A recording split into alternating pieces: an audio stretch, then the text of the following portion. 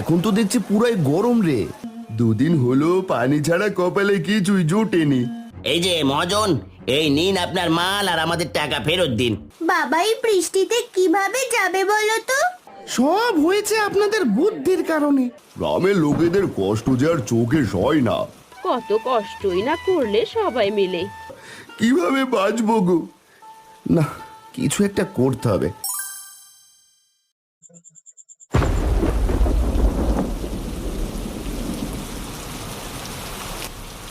এই নাও বাজারের ব্যাগ, আর এই নাও ছাতা।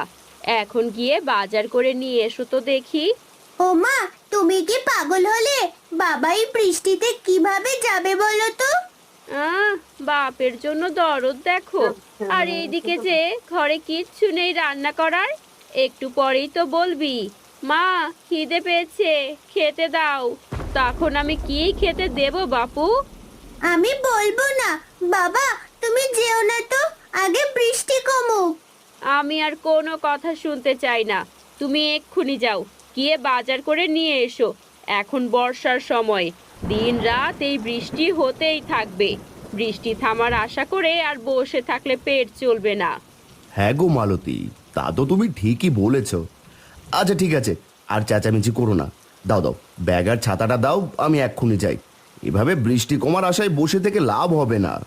ও বাবা, চিন্তা করিস না মা, আমি তাড়াতাড়ি চলে আসবো।